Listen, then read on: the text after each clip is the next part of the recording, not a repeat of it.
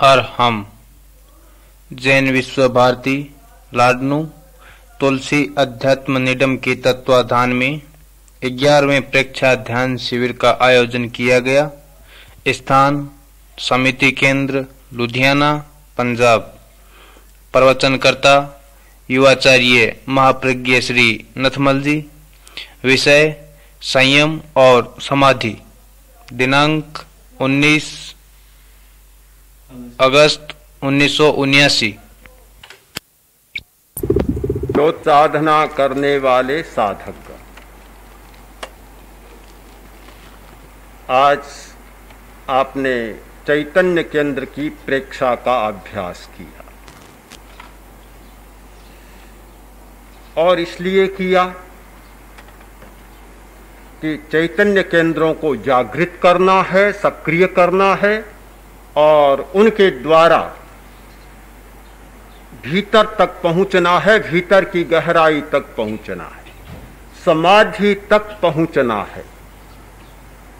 समाधि की बहुत सारी परिभाषाएं मिलती हैं। एक परिभाषा है कि जब ध्याता ध्येय और ध्यान का भेद नहीं रहता तब समाधि घटित हो जाती। जब तक ध्याता अलग, ध्येय अलग और ध्यान अलग, ये भेद रहता है बराबर, तब तक समाधि नहीं होती। परिभाषा तो बहुत अच्छी है, किंतु लगता है कि आज ये परिभाषा एक अनुभवहीन भाषा बन गई। कुछ समझ में ही नहीं आता कि समाधि क्या है। और जब जब अनुभव खो जाता है और कोरा शब्द रह जाता है, तब तक हर वस्तु का मूल्य कम हो जाता है। मुझे लगता है कि समाधि का मूल्य भी कम हो गया, और इसलिए हो गया कि वह परिभाषा बेजान बन गई, प्राणहीन बन गई, अनुभव शून्य बन गई। लगता है धर्म का बहुत सारा उपदेश आज अनुभवहीन हो रहा है। धर्म का उपदेश करने वाला यदि स्वयं अनुभव करता है और अनुभव की वाणी में बोलता है, तब तो एक वाणी प्राणवान बनती है और बड़ी सार्थक होती है। किंतु बोलने वाला स्वयं अनुभव से खाली होता है, अनुभव शून्य होता है, तो अनुभवहीन बात मात्र शब्दों का प्रपंच रह जाता है, शब्दों का माया जाल सा बिछ जाता है, पल्ले कुछ भी नहीं पड़ता। एक प्रबुद्ध व्यक्ति धर्मस्थान में गया, प्रवचन सुना और घर पर आया। आकर और उसने एक पत्र लिखा कि पूज्य प्रवचनकार, मैंने आज आपका अनुभवहीन प्रवचन सुना और आपके प्रवचन का एक एक शब्द मेरी पुस्तक में है, इसलिए यह पुस्तक मैं आपकी सेवा में उपहित कर रहा हूं, आपको भेंट कर रहा हूं। पुस्तक भेज दी। सामने आया, पत्र पढ़ा और पुस्तक को खोला तो शब्दकोश था कि आपके उपदेश का प्रत्येक शब्द इसमें विद्यमान है, मेरी पुस्तक में विद्यमान है। सचमुच ऐसा ही व्यंग जीवन में होता है कि जब अनुभव नहीं होता और कोरी शाब्दिक वाणी दोहराई जाती है, तो उसका प्रत्येक शब्द शब्दकोश में मिल जाता है, किंतु जीवन में नहीं मिलता। न कहने वाले के जीवन में मिलता और न सुनने वाले के जीवन में वह प्राप्त होता, कुछ भी नहीं होता। केवल कहने वाला भी शब्दकोश को दोहरा देता है और सुनने वाला भी शब्दकोश को सुन लेता है। प्रश्न है अनुभव का। परिभाषा कोई उलझन नहीं, समाधि का मतलब है भीतर में जागना। जो व्यक्ति भीतर में जागना शुरू कर देता है उसके जीवन में समाधि घटित हो जाती। और जो भीतर में जागना शुरू नहीं करता, केवल बाहर ही बाहर में जागता है, वह कभी समाधि को उपलब्ध नहीं हो सकता। शब्द, रूप, रस, गंध और स्पर्श और भाव, इन 6 विषयों में जीने वाला बाहर में जीता है। बाह्य जगत का मतलब ये 6 शब्द, रूप, रस, गंध, स्पर्श और भाव, मन के भाव, क्रोध, अभिमान, कपट, ईर्ष्या, घृणा, द्वेष, ये सारे भाव, इन 6 विषयों में जीने वाला बाहर में जीता है। और इनसे परे हटकर जो जीना शुरू करता है वह भीतर में जीता है, भीतर में जागता है। जब व्यक्ति भीतर में जागना शुरू कर देता है तो जीवन में समाधि अपने आप उतर जाती है। समाधि का मतलब है भीतर में जागना, भीतर में जीना। असमाधि और अशांति का अर्थ है बाहर में जीना, बाहर के प्रति जागना। मनुष्य सहज ही बाहर के प्रति जागरूक होता है, क्योंकि बड़ा आकर्षण है। बाहर में जितना आकर्षण है भीतर में उतना आकर्षण है नहीं, है तो बहुत, किंतु हम परिचित नहीं है। समाधि का मतलब है भीतर से परिचित होना, अपने आप से परिचित होना। जब मनुष्य अपने आप से परिचित होना शुरू करता है और परिचित हो जाता है तो भीतर में जीना उसके लिए जरा कठिन बन जाता है, बाहर में जीना कठिन बन जाता है। बाहर में जीता है तो भी केवल एक साक्षी के साथ जीता है, तटस्थता के साथ जीता है, किंतु वह आकर्षण नहीं रहता जो पहले होता है। आकर्षण की दिशा बदल जाती है, नया आयाम खुल जाता है। जब तक जीवन में समाधि नहीं होती, आदमी 2 आयामों में जीता है, एक प्रियता का आयाम और एक अप्रियता का आयाम, एक राग का आयाम और एक द्वेष का आयाम। उसका जीवन 2 आयामों में होता है और सारा जीवन उन्हीं में चलता है। जब आदमी भीतर में जागना शुरू करता है, भीतर का परिचय उपलब्ध होता है, तो एक तीसरा आयाम खुलता है। तीसरा आयाम वह है समता, वीतरागता, यह संयम। यह तीसरा आयाम है जीवन का। तो जब इस तीसरे आयाम पर जीना शुरू करता है तो जीवन में समाधि अपने आप उतर जाती है। सारे लोग या राग में जीते हैं या द्वेष में जीते हैं, या प्रियता में जीते हैं या अप्रियता में जीते हैं। इस तीसरे आयाम का बहुत कम अवसर आता है, सामायिक करने का बहुत कम अवसर आता है। सामायिक कहाँ उपलब्ध होती है? बहुत समस्या है सामायिक का उपलब्ध होना। जैन लोग सामायिक करते हैं और बहुत परंपरा है सामायिक करने की। मुनि भी सामायिक करते हैं। मुनि का दीर्घकालीन सामायिक होता है और श्रावक का अल्पकालीन सामायिक होता है। सामायिक करने वाला समाधि में रहता है। यह हो नहीं सकता कि सामायिक करे और असमाधि में रहे, मन की अशांति में रहे। यह कभी संभव नहीं हो सकता। जब सामायिक होगा, समता का जीवन में अवतरण होगा, तो समाधि अपने आप होगी। सामायिक, समता, संयम और समाधि कोई दो नहीं है, सब पर्यायवाची हैं, एक अर्थ वाले शब्द हैं सारे के सारे, सब एक अर्थ के हैं। किंतु समता का अवतरण तब होता है जब हमारी प्रियता और अप्रियता की ग्रंथि खुलती है, राग और द्वेष की ग्रंथि खुलती है। राग द्वेष की ग्रंथि के खुले बिना जीवन में सामायिक का अवतरण नहीं होता, सामायिक नहीं होती और समाधि भी नहीं हो सकती। ग्रंथि कैसे खुल सकती है, ग्रंथि कैसे खुले, एक बड़ा प्रश्न है।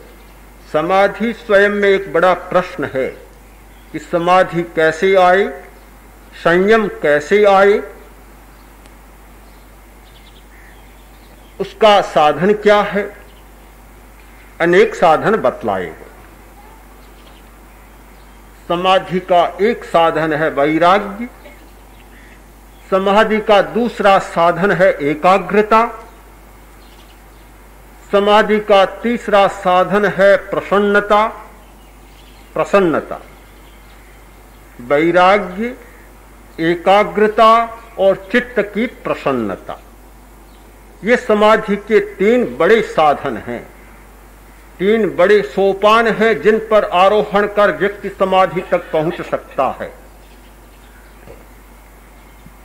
प्रश्न वहीं का वहीं, वहीं का वहीं चले, पर पैर वहीं के वहीं, वहीं के वहीं नौका पर चढ़ा और खेना शुरू किया, नौका को खेना शुरू किया,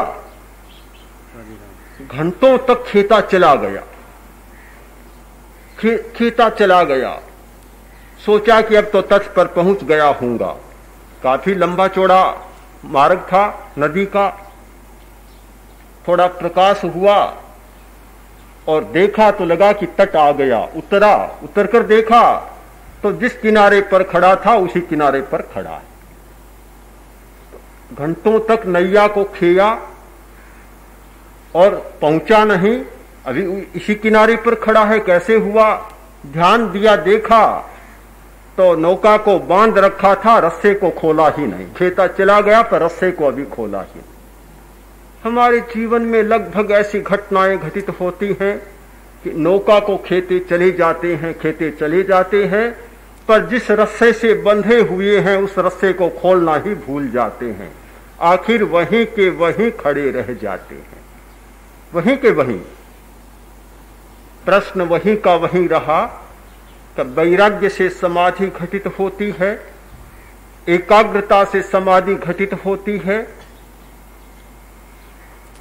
और चित्त की प्रसन्नता से समाधि घटित होती है। पर मूल प्रश्न है वैराग्य कैसे आए, ये राग कैसे मिटे, पदार्थ के प्रति होने वाला राग कम कैसे हो और वैराग्य कैसे बढ़े, ये मन की चंचलता कैसे मिटे और एकाग्रता कैसे विकसित हो,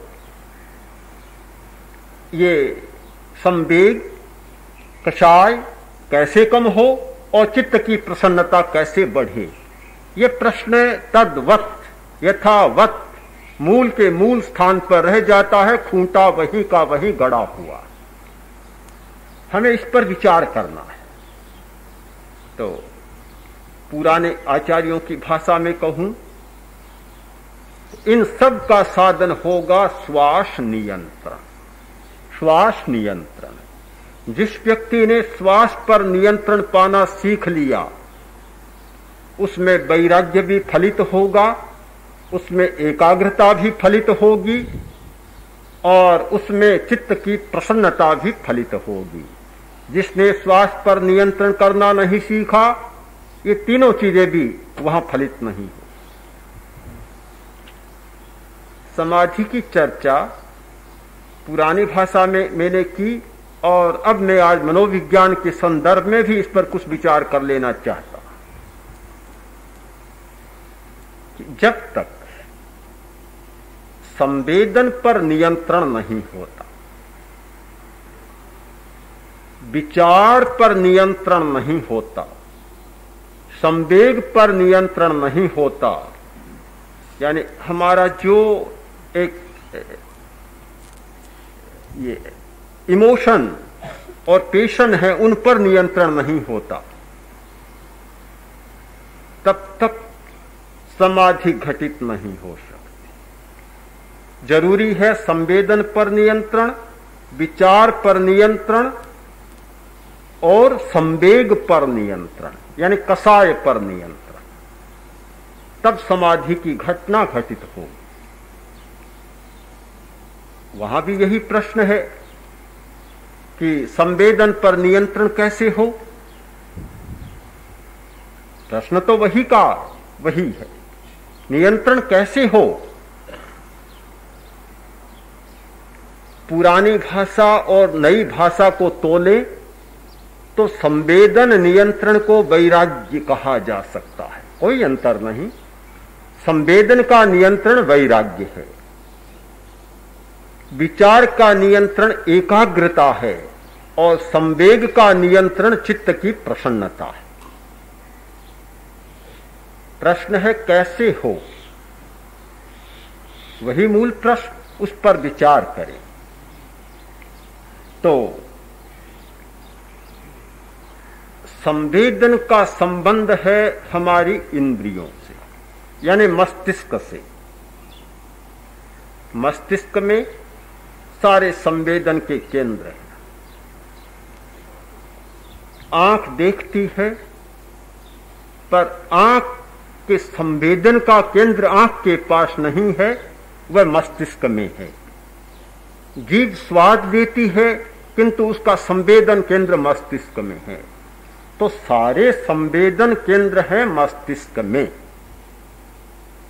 हमें ध्यान देना होगा कि दो पर नियंत्रण पाना जरूरी है। जीभ पर नियंत्रण पाने की कोई जरूरत नहीं, आंख पर नियंत्रण करने की कोई जरूरत नहीं है, कान पर नियंत्रण करने की कोई जरूरत नहीं है। इन इंद्रियों पर नियंत्रण करने की जरूरत नहीं, जरूरत है मस्तिष्क और मेरुदंड पर नियंत्रण पाने की। हमारा सारा जो संचालन हो रहा है वह मस्तिष्क और मेरु के द्वारा, प्रणाली के द्वारा हो रहा है। सेरेब्रोस्पाइनल सिस्टम के द्वारा सारा यह संचालन हो रहा है। आदमी जीवित लगता है, क्या ये चमड़ी में जीवन है, क्या इन हड्डियों में जीवन है? कोई जीवन नहीं है। सारा जीवन है नाड़ी संस्थान में, तंत्रिका तंत्र में। हमारा जो नर्वस सिस्टम है उसमें सारा जीवन है। जीवन है इस ग्रंथि तंत्र में, जो ग्रंथियां हैं। तो मस्तिष्क और मेरुदंड और ग्रंथियां, ये तीन हैं जिन पर हमें नियंत्रण पाना है। मस्तिष्क पर नियंत्रण होगा तो संवेदन पर अपने आप नियंत्रण स्थापित हो जाएगा। मस्तिष्क पर नियंत्रण होगा तो विचार पर अपने आप नियंत्रण स्थापित हो जाएगा। और मेरुदंड पर नियंत्रण होगा तो संवेग पर, कसाय पर अपने आप नियंत्रण हो जाएगा। कसाय पर नियंत्रण करने वाला मस्तिष्क नहीं है। हमारे नाड़ी तंत्र के दो विभाग होते हैं, एक स्वतः चालित और दूसरा मस्तिष्क और मेरु के द्वारा चालित, यानी नाड़ी संस्थान के द्वारा चालित। दो विभाग बन जाते हैं। तो हमारी जीवन की प्रणाली जो मस्तिष्क और मेरुदंड के द्वारा चालित होती है वह स्वैच्छिक नहीं होती, स्वैच्छिक नहीं होती, किंतु हमारी बहुत सारी क्रियाएं स्वैच्छिक होती हैं। स्वशासी या स्वतः चालित तंत्रिका तंत्र होता है, जिसके लिए आदमी को कुछ इच्छा नहीं करनी पड़ती, कुछ प्रयत्न नहीं करना पड़ता। हृदय गति कर रहा है, उसके लिए कोई भी सोचने की आपको जरूरत नहीं है। आपने भोजन किया, अपने आप पच रहा है, लीवर अपना काम कर रही है, अग्न्याशय अपना काम कर रहा है, पक्वाशय अपना काम कर रहा है। आपको कोई भी प्रयत्न करने की, चिंता करने की जरूरत नहीं है। सब ऑटोमेटिकली होता चला जाता है। तो हमारे जितने आंतरिक अवयव हैं, इंटरनल ऑर्गेन्स हैं, और ये जो ग्रंथियां हैं, उनके लिए हमें कोई चिंता करने की जरूरत नहीं होती। गुस्सा आता है, उसके लिए आपको कोई चिंता करने की जरूरत नहीं। एड्रिनल का स्राव बढ़ा, आपको उत्तेजना आ जाएगी, गुस्सा आ जाएगा, आपको उसके लिए कोई अलग से चिंता करने की जरूरत नहीं। मधुमेह की बीमारी हुई, स्वभाव चिड़चिड़ा बन जाएगा, आपको स्वभाव चिड़चिड़ा करने के लिए किसी विद्यालय में जाने की कोई जरूरत नहीं है, और न सोचने की जरूरत है, न कोई ध्यान करने की जरूरत है कि मेरा स्वभाव चिड़चिड़ा बने, कोई प्रयत्न की जरूरत नहीं है। अपने आप हो जाएगा, अपने आप होने वाली घटना है। तो हमारी नाड़ी संस्थान में तंत्रिका तंत्र की कुछ प्रवृत्तियां ऐसी है जो स्वतः संचालित होती है, और कुछ मस्तिष्क और मेरुदंड के द्वारा शासित होती है।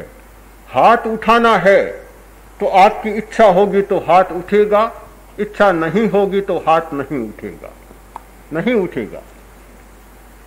बोलना है, इच्छा होगी तो आप बोल पाएंगे, इच्छा नहीं होगी तो आप नहीं बोल पाएंगे।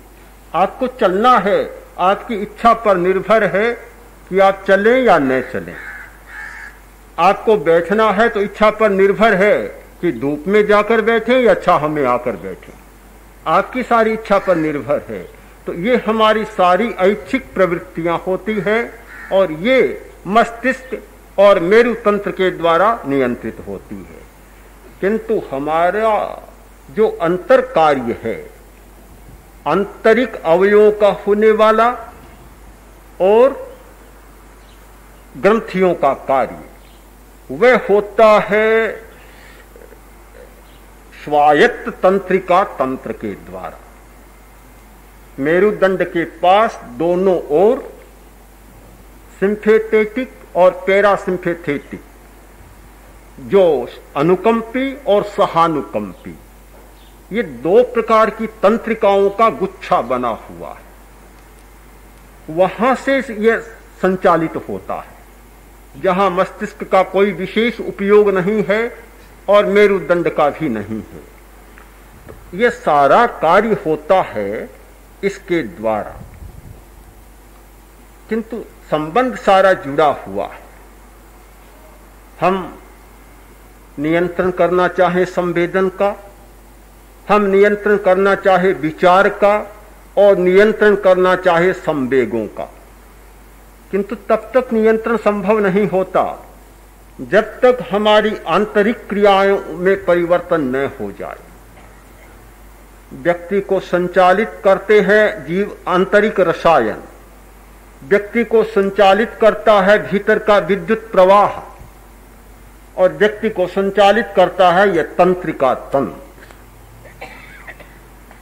जब तक हमारे रसायन न बदल जाएं, हमारी जो एक बॉडी केमिस्ट्री है उसमें कोई परिवर्तन न हो जाए, हमारी प्राण विद्युत में, इस बायो इलेक्ट्रिसिटी में कोई परिवर्तन न हो जाए, तब तक परिवर्तन नहीं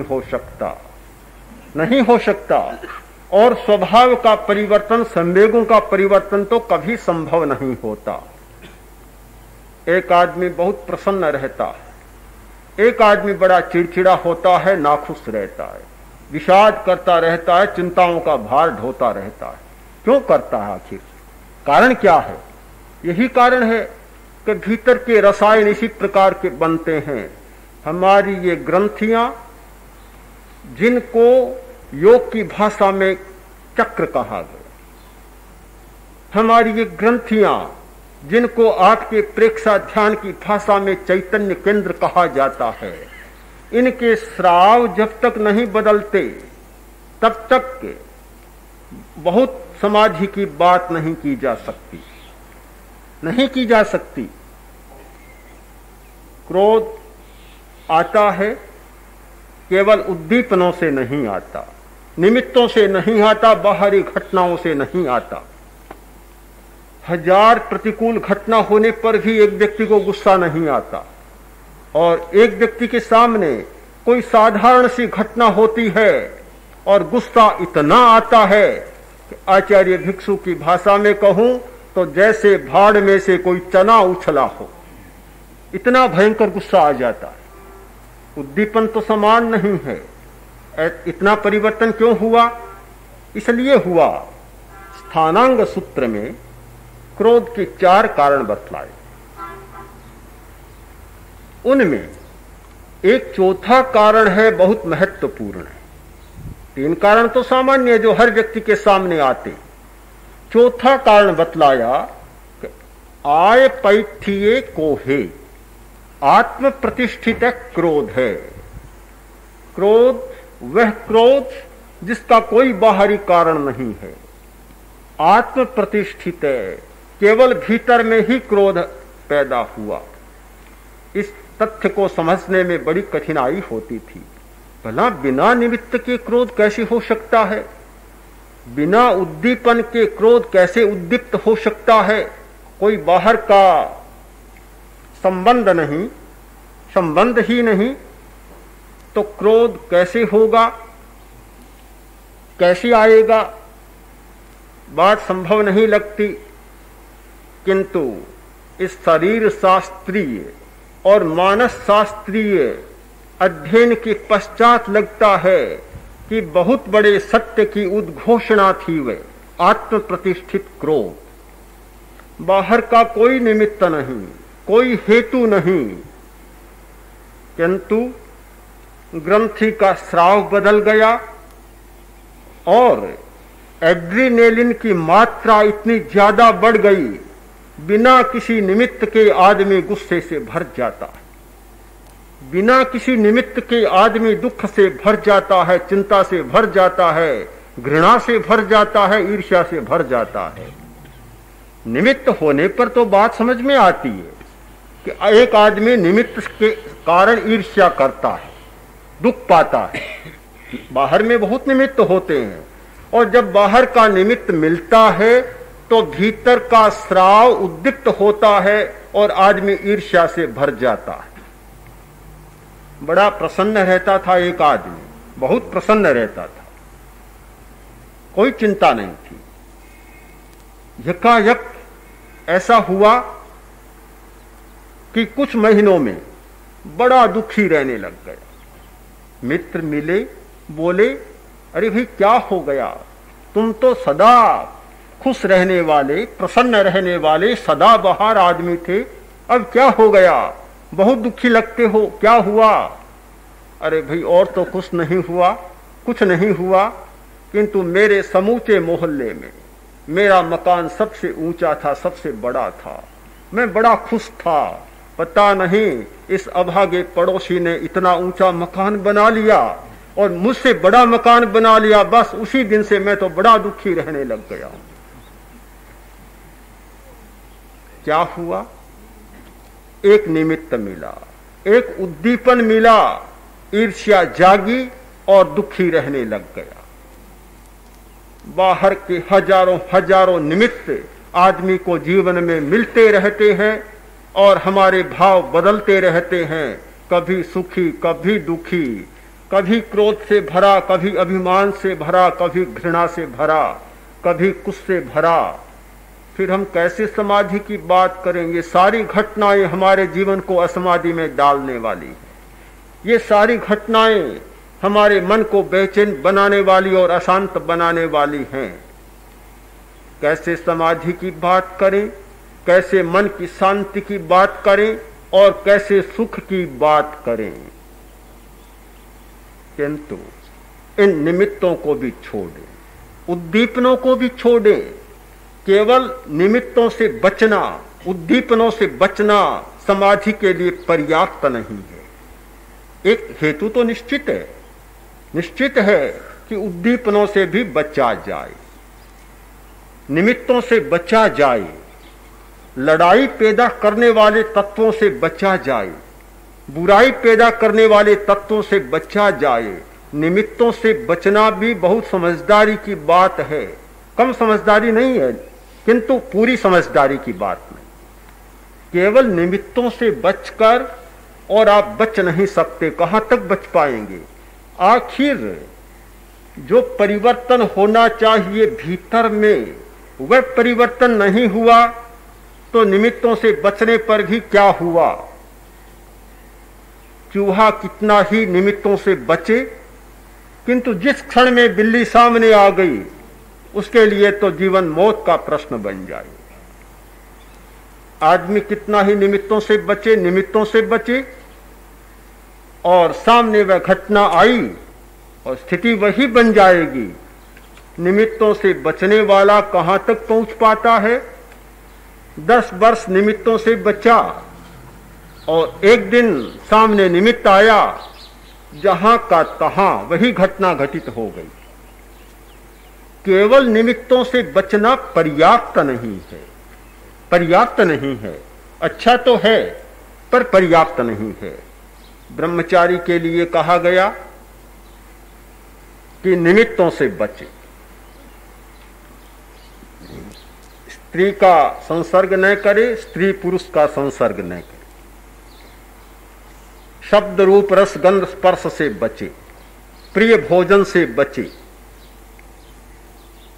कुतूहल से बचे, बहुत सारे निमित्तों से बचे। एक पूरी सूची बनाई गई निमित्तों से बचने की, बनाई गई। निमित्तों से बचा पर भीतर का परिवर्तन नहीं किया, कोई रास्ता नहीं मिला, बचता रहा। प्रसंग आया और निमित्त आया, निमित्तों से बचने की सारी कहानी समाप्त हो गई और ठीक उसी स्थिति में चला गया जिस स्थिति में पहले था। जिस स्थिति में था वहीं का वहीं उसी बिंदु पर पहुंच गया। आपने सुना होगा कि स्थूलिभद्र की जब आचार्य ने प्रशंसा की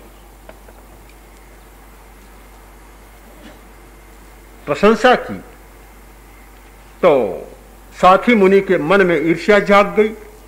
ये क्या? मैं सिंह की गुफा में रहकर आया हूं, मेरी कोई प्रशंसा नहीं। कितना भयानक स्थान था जहां की मरण का प्रश्न था, कोई बात नहीं।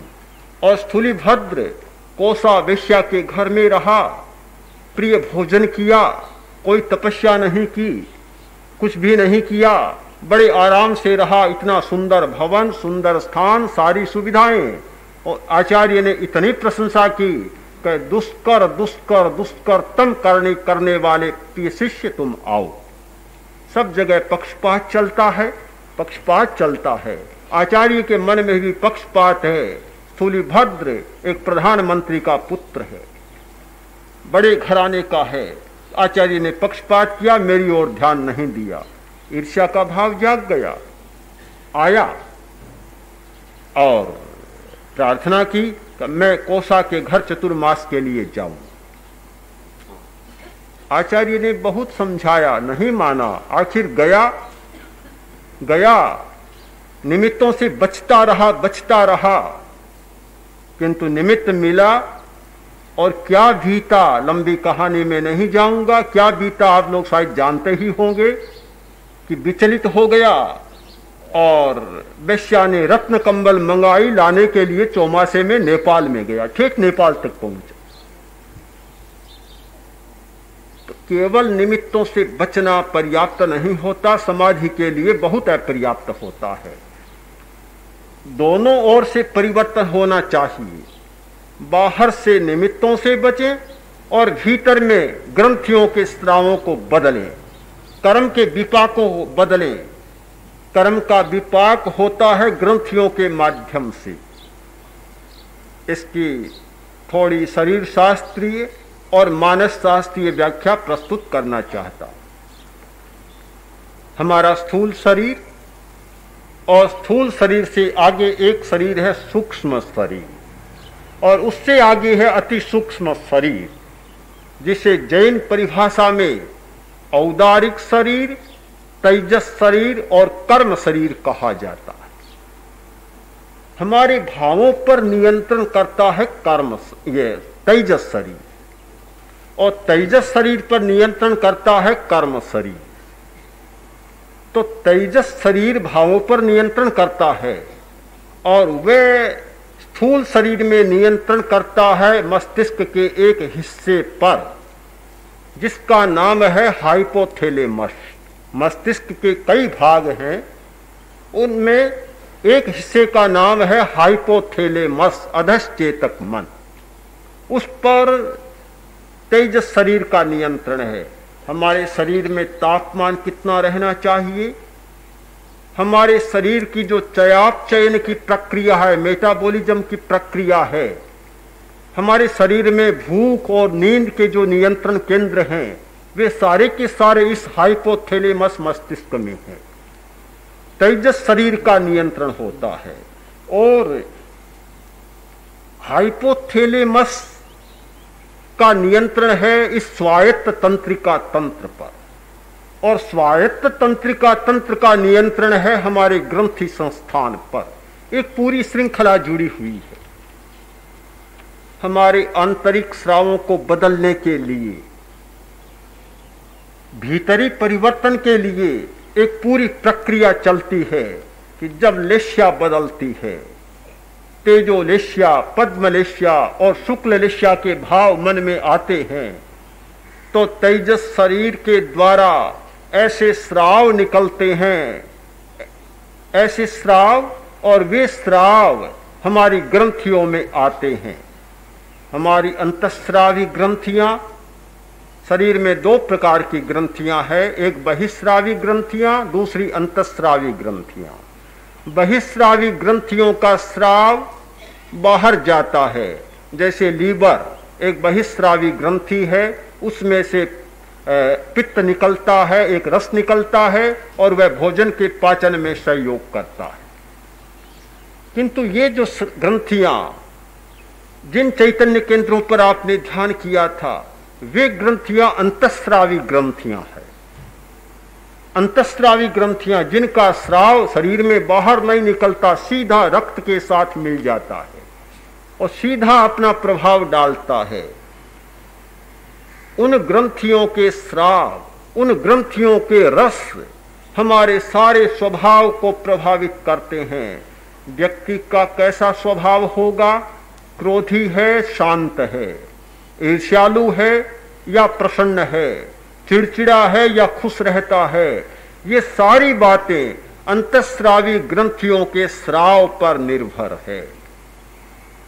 जैसा स्राव होगा वैसा व्यक्ति का स्वभाव निर्मित होगा, वैसा व्यक्ति बनेगा।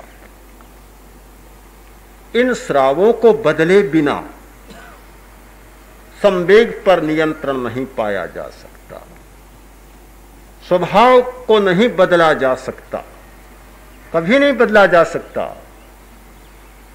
आपकी कंठमणि, थायराइड ग्लैंड यदि गड़बड़ में है तो क्रोध की मात्रा बढ़ जाए और भी वृत्तियां बढ़ जाएंगी, और वह ग्रंथि इस उपवृक्क ग्रंथि को, एड्रिनल को प्रभावित करेगी, उत्तेजनाएं बढ़ जाएगी, गोनेड्स को प्रभावित करेगी, काम ग्रंथि को, तो काम बढ़ जाएगा, वासना बढ़ जाएगी।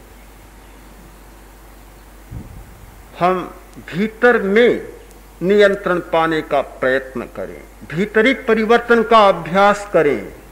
हमें बदलना है, भीतर में बदलना है, बाहर में तो बचना है, भीतर में बदलना है। तो भीतर में इन जीव रसायनों को बदलना है। ये ग्रंथियों के स्राव, ये हमारे जैविक रसायन हैं, इन रसायनों को बदलना है। विद्युत के प्रवाह को बदलना है, वह भी हमारे स्वभाव को, चरित्र को प्रभावित करता है कि किस प्रकार का विद्युत प्रवाह और प्राण धारा है, उसे बदलना है। इन दोनों को बदलने के लिए यह ध्यान जरूरी है, एकाग्रता जरूरी है, संयम जरूरी है, श्वास का नियंत्रण जरूरी है। इन सब को बदलने की पहली प्रक्रिया होगी श्वास नियंत्रण से। जब हमने श्वास पर नियंत्रण पाना सीख लिया, जब 1 मिनट में 18-17 श्वास लेते हैं और नियंत्रण पाना सीख लिया, श्वास की संख्या को घटा दिया, 1 मिनट में 8, 6, 4, 2, 1 श्वास करना शुरू कर दिया तो उसका प्रभाव हमारे स्वायत्त तंत्रिका तंत्र पर होगा। स्वायत्त तंत्रिका तंत्र पर जैसे जैसे श्वास का नियंत्रण होगा और स्वायत्त तंत्रिका तंत्र की गति में भी परिवर्तन आना शुरू हो जाएगा। श्वास का संबंध दोनों से है। श्वास का संबंध ऐच्छिक भी है और श्वास अनैच्छिक भी है। श्वास अपने आप चलता है, आपको श्वास के लिए कोई चिंता करने की जरूरत नहीं। जब आप नींद में सोते होते हैं तो भी आपका श्वास चलता है, श्वास बराबर चलता रहता है। इसीलिए श्वास को बेचारा कहते हैं लोग, बेचारा श्वास। बेचारा, अगर आप पर कोई रोब जमा सके तब तो वह बेचारा नहीं हो सकता था, पर बेचारा आता ही रहता है। आप सोए रहते हैं तो भी आता रहता है। तुलसीदास जी ने लिखा है ना कि तुलसीदास गरीब की कोई न पूछे बात, एक बेचारो श्वास है आत जात दिन रात। गरीब की और कोई नहीं पूछता, एक बेचारा श्वास है जो कभी नहीं छोड़ता, आता रहता है। गरीब को भी आता रहता है। आप ये न माने कि धनवानों को भी श्वास आता है, गरीबों को भी श्वास आता रहता है। इसीलिए श्वास को बेचारा कह दिया गया। अपने आप आता रहता है, अनैच्छिक प्रवृत्ति है, किंतु साथ साथ में श्वास ऐच्छिक प्रवृत्ति भी है। अगर आप चाहें तो श्वास को घटा सकते हैं, बढ़ा सकते हैं। आप चाहें तो श्वास को मंद कर सकते हैं, तीव्र कर सकते हैं, और आप चाहें तो श्वास को बिल्कुल रोक सकते हैं, श्वास का संयम कर सकते हैं, कुंभक कर सकते हैं और लंबे समय तक कर सकते हैं। लंबे समय तक, दीर्घ काल तक श्वास को रोका जा सकता है और अश्वास की स्थिति में रहा जा सकता है। तो यह श्वास दोनों प्रकार की प्रवृत्तियों से जुड़ा हुआ है। श्वास ऐच्छिक प्रवृत्ति भी है और श्वास अनैच्छिक प्रवृत्ति भी है। जब हम श्वास पर नियंत्रण शुरू करते हैं तो जैसे जैसे श्वास पर नियंत्रण बढ़ता जाएगा वैसे वैसे हमारी स्वचालित जो नाड़ी संस्थान की प्रवृत्तियां हैं उनमें भी परिवर्तन होता चला जाएगा। आपने सबसे पहले प्रेक्षा ध्यान का जब अभ्यास शुरू किया, श्वास संयम के साथ शुरू किया। दीर्घ श्वास प्रेक्षा का अभ्यास किया कि श्वास को लंबा करें, दीर्घ करें, श्वास की संख्या को घटाएं। श्वास की संख्या को घटाने का अर्थ शायद उतना नहीं समझा होगा जो कि अब समझ रहे हैं। इसका मूल्यांकन नहीं किया होगा जो कि अब कर रहे हैं। बहुत बड़ी महत्वपूर्ण प्रक्रिया है दीर्घ श्वास, मंद श्वास या सूक्ष्म श्वास। यानी श्वास की क्रिया को बदलने का मतलब है कि समूचे व्यक्तित्व की धारा को बदल देना। समूचे व्यक्तित्व की धारा को बदलना है। जो व्यक्ति श्वास को बदलना नहीं जानता वह व्यक्तित्व की धारा को भी बदलना नहीं जानता। वह व्यक्तित्व के परिवर्तन को, रहस्य को भी नहीं जानता। जिसने यह रहस्य खोजा कि श्वास परिवर्तन के द्वारा समूचे जीवन को बदला जा सकता है, समूचे व्यक्तित्व को बदला जा सकता है, मैं मानता हूं कि अध्यात्म के क्षेत्र में वह व्यक्ति सबसे बड़ा वैज्ञानिक व्यक्ति था, सबसे बड़ा संत था और खोजी था जिसने इतने बड़े सत्य का उद्घाटन किया। जो व्यक्ति ध्यान करना शुरू कर देते हैं और श्वास पर नियंत्रण पाना नहीं जानते, वे कभी सफल नहीं हो सकते। आज ही एक दंपति आया, बहन ने कहा मैं ध्यान करती हूं पर होता कुछ भी नहीं, बैठ जाती हूं पर होता कुछ भी नहीं है। मैंने कहा होगा भी नहीं, 10 वर्ष भी करती जाए कुछ भी नहीं होगा। मुझे स्मरण है बीकानेर की घटना। हमारा प्रेक्षक ध्यान का प्रयोग चल रहा था। कई बैंकों के मैनेजर आए। एक भाई ने कहा, मैं 10 वर्षों से ध्यान कर रहा हूं,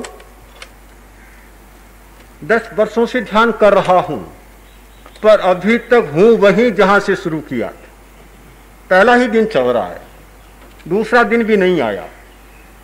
अब इतना लंबा समय 10 वर्ष तक ध्यान करे और पहले दिन की अवस्था में रहे।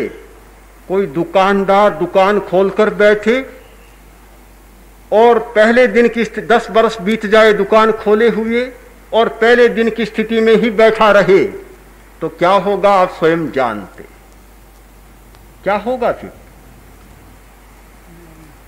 बड़ा विचित्र लगा कि 10 वर्ष जितना लंबा समय लगे, रोज 1 घंटा 2 घंटा का समय लगाए और प्रतिक्रिया यह हो कि आज भी वहीं का वहीं हूं, तो बड़ा अजीब लगा। पर एक बात के लिए साधुवाद भी देना होगा कि इतना धैर्य। हमारे कुछ लोग तो ऐसे होते हैं कि दूसरे दिन पूरा समझ में नहीं आता है तो तीसरे दिन घर जाने को तैयार हो जाते हैं। उस भाई को साधुवाद देना चाहिए। कितना धैर्य कि 10 वर्ष तक बराबर करता चला गया। किंतु साधुवाद के साथ साथ कुछ और भी देना चाहिए कि 10 वर्ष तक उसने ये खोजने का प्रयत्न ही नहीं किया कि बीमारी अभी वहीं की वहीं है, तो कोई उपयुक्त डॉक्टर मिलना चाहिए, कोई उपयुक्त दवा मिलनी चाहिए। प्रयत्न ही नहीं किया। मैंने कहा आप विधि क्या किस विधि से करते हैं? कि विधि कोई नहीं है। तब मैंने कहा 10 वर्ष चले गए महाशय और 50 वर्ष और बीत जाएंगे, मुड़कर देखेंगे, सिंहावलोकन करेंगे या विहंगावलोकन करेंगे तो आपको लगेगा कि अब भी उसी पद चिन्ह पर खड़ा हूं जहां पहला पद चिन्ह मैंने अंकित किया था।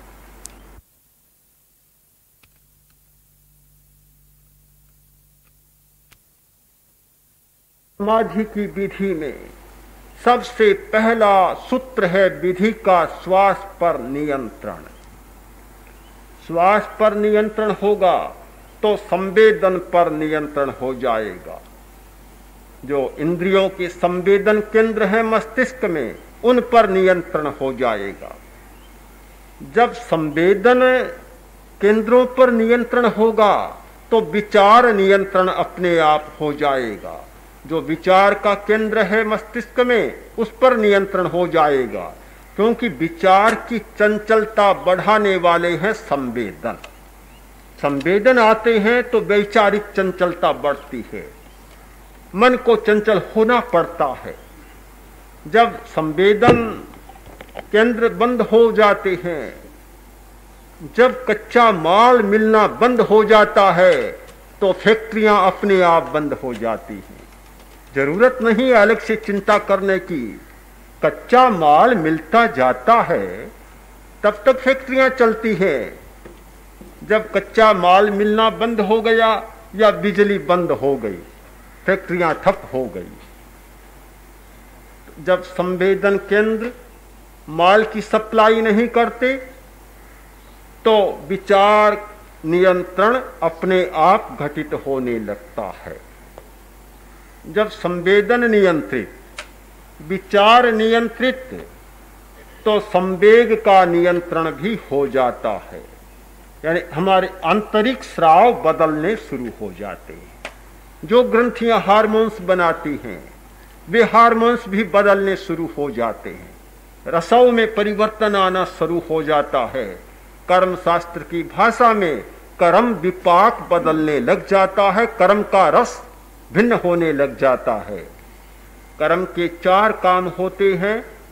एक स्वभाव का निर्माण, एक काल मर्यादा का निर्माण, एक रस विपाक का निर्माण। तो ये रस विपाक का निर्माण बदल जाता है, रस बदलने शुरू हो जाते हैं, संवेग पर नियंत्रण हो जाता है। और जब संवेदन पर, विचार पर और संवेगों पर नियंत्रण होता है, आदमी भीतर में पूरा जाग जाता है, बाहर का दरवाजा बंद होने लग जाता है और जीवन में समाधि की घटना अपने आप घट जाती। छोटा सा सूत्र है, श्वास नियंत्रण, श्वास पर संयम। और अक्सर ऐसा होता है कि छोटी बात पर लोग ध्यान कम देते हैं, और जैसा कि प्रवचन में आपने कहा, जो बेचारा है, जो अपने आप ही आ रहा है और अपनी मर्जी से ही आ रहा है, जो बिना बुलाए आए उसका आदर तो उतना ही होता है। लेकिन श्वास कितना कीमती है तब पता लगता है कि जब 2-4 सांस रहते हैं शेष, तब डॉक्टर को फ़ोन होता है, पत्नी कहती है 1 लाख लग जाए, अमेरिका से चाहे कहीं से भी किसी तरह से बचाया जाए, कैसे ही बचाया जाए। लेकिन तब क्या हो सकता है, तब कुछ घटित होने वाला नहीं होता है, तब तो केवल गिनती के ही सांस शेष रह जाते हैं। फिर भी अब तो बहुत कुछ शेष है, आपके मन में समाधि की भावना थोड़ी बहुत जागृत हुई हो और आप चाहते हैं कि किसी तरह से अपने श्वास पर संयम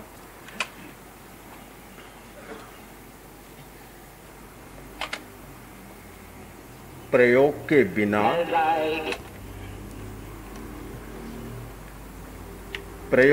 बिना कुछ भी नहीं किया जा सकता। अभी आपने सुना और 50 मिनट तक सुना, मुझे तो लगा कि अभी मैंने बोलना ही शुरू किया है। घड़ी को देखा तो 50 मिनट हो गए। विषय टेक्निकल था, कुछ पारिभाषिक सा था। मैं भी क्या करूं, समाधि की चर्चा करनी है तो समाधि के मूल कारणों को समझे बिना हम वहां तक नहीं पहुंच सकते। इसलिए शरीर शास्त्रीय दृष्टि से, मानस शास्त्रीय दृष्टि से, कर्म शास्त्रीय दृष्टि से और योग शास्त्रीय दृष्टि से, इन सभी दृष्टियों से विषय को समझ जाएं तो सुविधा होती है समाधि तक पहुंचने। किंतु दूसरी बात यह है कि केवल कहा सुना इतने मात्र से भी समाधि तक पहुंच नहीं पाए। उसकी शर्त है प्रयोग और अभ्यास। पहली शर्त तो यह है कि जिसके मन में वास्तविक जिज्ञासा जाग जाए कि मुझे असमाधि से छुटकारा पाना है, मन की अशांति को कम करना है, ये तड़प हो। बिना तड़प हुए तो प्रवेश ही नहीं होगा, और बिना प्रवेश हुए मेरे पास तो कम से कम जादू ऐसा नहीं है कि डंडा घुमाऊं सब समाधि में चले जाए। ऐसा भी बहुत लोग करते हैं, हमारे बहुत सारे ध्यान कराने वाले करते हैं, पर मुझे सौभाग्य से अभी वह डंडा मिला नहीं जादू का कि घुमा दूं और लोग सब समाधि में चले जाए। हमारे अनेक आज ऐसे भगवान और योगी बैठे हैं जो बस सीधा डंडा घुमाते हैं और सब बन जाता है। अभी हम लोग दिल्ली में थे, एक दिन प्रधान सेनापति की पत्नी श्रीमती मल्होत्रा जो हमारे ध्यान में आती थी, उन्होंने कहा कि हमारे घर पर आए। हम लोग वहाँ गए, लगभग 2-4 घंटा वहाँ रहे। उनका बहुत आग्रह था। तो उनकी लड़की आई, बोली अभी बम्बई से एक माता जी आई हुई है और वह कहती है कि मेरे पास आओ, 2 मिनट में समाधि में चले जाओगे, क्या आप भी ऐसा कर सकते हैं? मैंने कहा मैं तो नहीं कर सकता, बिल्कुल नहीं कर सकता। मेरी कमजोरी है कि मेरे आचार्य ने न तो मुझे यह सिखाया, न मैं ये सीख पाया कि 2 मिनट में कोई ऐसा डंडा घुमाऊं कि सब समाधि में चले जाए। हमारे पास तो एक प्रक्रिया है, बता देते हैं, अगर आप करें तो जा सकते हैं, न करें तो शायद नहीं जा सकते। मेरे पास वह तो नहीं है। हम तो इसमें विश्वास करते हैं कि जिसके मन में तड़प जाग जाए, तड़प, और उस तड़प को सहारा हम दे सकते हैं। सहारा कि थोड़ी तड़प जागी और कुछ थोड़ा प्रयोग कराया और सचमुच उसकी तड़प स्थायी बन जाएगी। उसको ऐसा रस, ऐसा आकर्षण और ऐसा आनंद आएगा कि फिर वह शायद नहीं छोड़ सकता। हमने देखा कि हमारे ध्यान शिविरों में आने वाले लोग जब से आए हैं उनका जीवन बदल गया। नहीं छोड़ पाते हैं, ध्यान को कभी नहीं छोड़ पाते। एक दिन भी कोई छूटता है तो ऐसा लगता है कि सारा दिन कुछ खोया खोया सा रहता है। सैकड़ों सैकड़ों व्यक्ति, एक दो नहीं, अनेक व्यक्ति, क्योंकि थोड़ा सा उनको सहारा मिला और उनकी जो तड़प थी आकस्मिक, वह स्थायी बन गई, स्थायी भाव बन गया। और जब स्थायी भाव बन जाता है तो वह जीवन का अभिन्न अंग बन जाता है। तो इस सारे परिवर्तन के लिए एक ही बात है कि थोड़ी तड़प का जागना, किसी भी निमित्त से जागे, परिचित होना, जागना और फिर प्रक्रिया में से एक बार गुजर जाना। एक बार जो 10 दिन की प्रक्रिया में से गुजर जाता है तो मुझे लगता अभी तक के जो हमारे सामने परिणाम हैं वह यह है कि 100 में से 80% लोग तो सचमुच उसमें से स्थायी बन जाते हैं। हो सकता है कि 20% में थोड़ा बहुत कमजोर भाव भी रह जाए, किंतु लगभग 80% का परिणाम अभी तक सामने है। तो हम तो यही चाहते हैं कि जिनके मन में थोड़ी सी भी यह बात जागे कि मन की अशांति से सलटना है, उसको मिटाना है और शांतिपूर्ण जीवन जीना है, उन्हें स्वयं अभ्यास करना चाहिए, प्रयोग करना चाहिए, प्रक्रिया में से गुजरना चाहिए। प्रश्न था कि एड्रिनल ग्रंथि को ही क्यों न निकाल दिया जाए, सारी समस्या हल हो जाए। दूसरा प्रश्न था कि ग्रंथियों के स्राव को बदलने के लिए वैज्ञानिक उपकरणों का या औषधियों का सहयोग क्यों न लिया जाए जिससे समस्या हल हो जाए।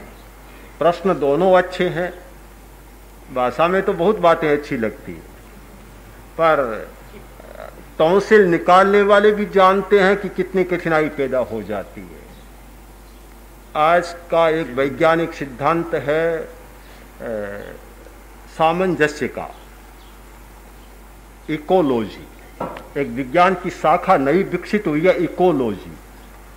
उसका अर्थ तो यह है कि प्रकृति के एक कण को भी इधर से उधर न किया जाए। यह जंगलों को मिटाने का परिणाम हुआ है, रेगिस्तान बना है, क्योंकि इकोलॉजी के अनुसार वह काम नहीं किया गया। तो भला शरीर में कोई भी अवयव है वह निकम्मा तो नहीं है, अगर उसे निकाल दिया जाए। अगर एड्रिनल को निकाल दिया जाए तो आदमी बिल्कुल पंगु जैसा बन जाएगा, सारी प्रवृत्तियां उसकी समाप्त हो जाएगी, बड़ा खतरा पैदा हो जाएगा। तो यह संभव नहीं है। और ग्रंथियों के स्राव को बदलने के लिए वैज्ञानिक उपाय कुछ हैं, पर इतने अधूरे, अपर्याप्त हैं। अभी तक साइंटिस्ट और बड़े बड़े डॉक्टर यह स्वयं मानते हैं कि ग्रंथियों के स्राव को बदलने का ध्यान के सिवाय अभी कोई भी पर्याप्त उपाय नहीं, हमारे पास भी नहीं। उन लोगों का भी ये सिद्धांत है कि ग्रंथियों के स्रावों को ध्यान के द्वारा ही बदला जा सकता है, उनमें परिवर्तन किया जा सकता है। हमारी जैविक विद्युत को ध्यान के द्वारा बदला जा सकता है। तो अभी तक तो वे लोग भी सफल नहीं हुए हैं, इसलिए ग्रंथि को निकालने की बात भी न सोचे और वैज्ञानिक उपकरणों का या बहुत सारे जो आज ड्रग्स निकल पड़े हैं उनके उपयोग की बात भी न सोचे। सीधा और निरपवाद और निर्बाध रास्ता है ध्यान करने का, पहले उसी की बात सोचे और क्यों जटिल समस्याओं में जाना आप पसंद करते। प्रश्न है कि ऐश्वास की स्थिति में हम जीवित कैसे रह पाएंगे, क्योंकि ऑक्सीजन भी नहीं मिल पाएगा। पर आपको ये पता होना चाहिए कि ऑक्सीजन की जरूरत तब पड़ती है जब हम क्रिया करते हैं। अगर काम नहीं करते हैं तो ऑक्सीजन की खपत एकदम कम हो जाएगी। ध्यान करने वालों पर वैज्ञानिक परीक्षण किए गए तो जब आदमी ठीक ध्यान की स्थिति में होता है ऑक्सीजन की खपत बहुत कम हो जाती है।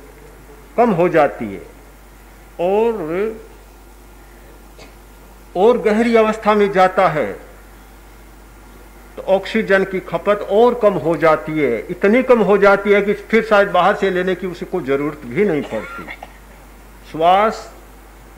श्वास नलिका के द्वारा नहीं, भीतर में श्वास चलता रहता है। आप ये माने कितना ही कुंभक करे, समाधि की अवस्था में चला जाए, पर भीतर में जितना जरूरी है उतना श्वास चलता रहता है, आता रहता है, निकलता रहता है। किंतु फिर त्वचा के सारे छिद्र श्वास को निकालना शुरू कर देते हैं, नाक के लिए कोई जरूरत नहीं रहती। तो यह खपत वाली बात भी कोई बहुत कठिनाई वाली बात नहीं है। जिस व्यक्ति को जितनी ज्यादा प्रवृत्ति, उसको उतनी खपत की जरूरत होती है। दौड़ता है, उसे जितना ऑक्सीजन चाहिए, बैठे आदमी को उतना नहीं चाहिए। और कायोत्सर की मुद्रा में लेटा है, उसे और कम ऑक्सीजन चाहिए, और कम चाहिए। जैसे जैसे प्रवृत्ति की तीव्रता होती है, वैसे वैसे श्वास की तीव्रता होती है, वैसे वैसे ऑक्सीजन की तीव्रता होती है।